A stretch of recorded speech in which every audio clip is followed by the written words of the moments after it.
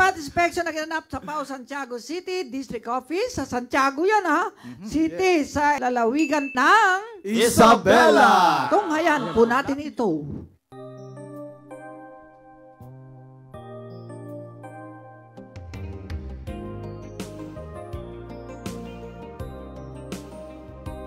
Kung hindi tayo, sino pang ama?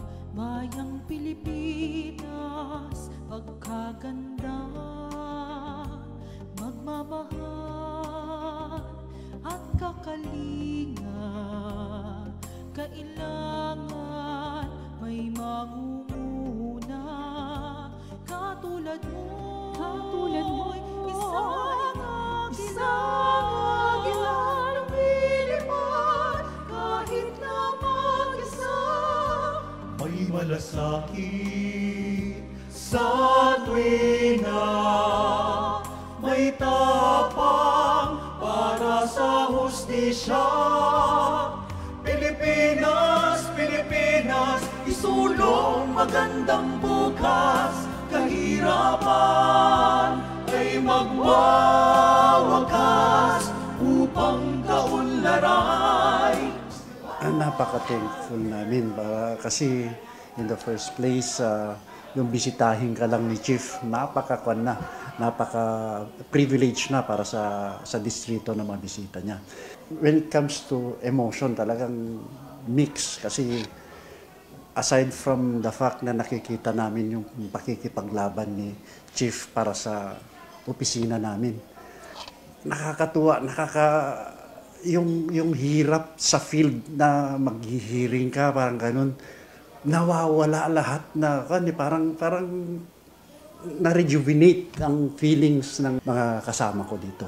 I cannot find any word to express yung feeling, yung pagbisita ni Chief sa amin. Siya yung isang klase ng leader na talagang inilalaban niya yung mga followers niya. And at the same time, hindi lang siya basta leader na yung ganito gawin mo, ganito gawin mo. No.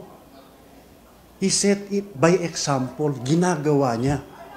Talagang hahangaan mo siya kasi hindi ka niya uutusan na ganito ang gawin mo. Ginagawa niya. Ikaw, mamamangha ka na lang. So, you just follow his examples.